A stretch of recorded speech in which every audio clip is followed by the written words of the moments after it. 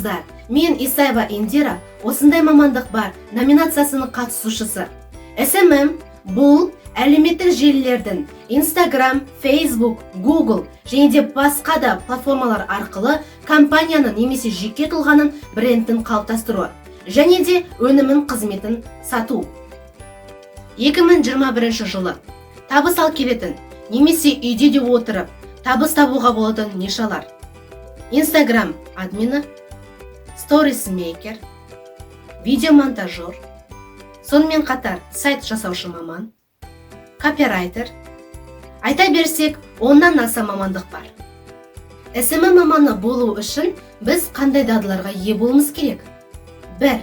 Интерактивтілік, 2. Стратегия, 3. Таргетинг, 4. Біздегі веб-аналитика.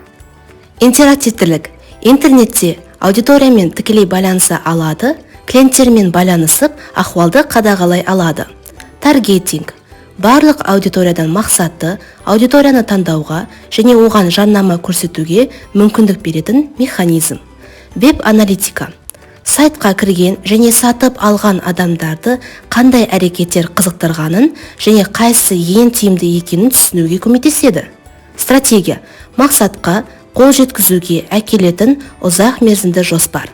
Басқаша айтқанда, сату көлемін ұлғайтуға бағытталған іс-әрекеттер жоспары.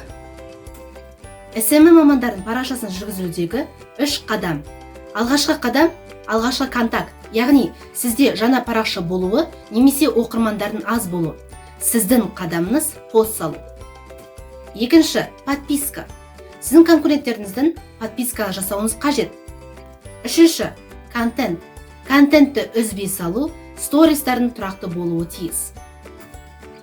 Instagram админы арқылы полиция Алматы парақшасында 25800 оқырман жиналып, 75% білім алушылар көбейді. Сонымен қатар 2018 жылдан бастап 2021 жылға дейін SMM мамандығы арқылы YouTube, Instagram әлеуметтік желілерде жақсы нәтиже көрсетілді. Біз бұл мамандықты бірге игере аламыз.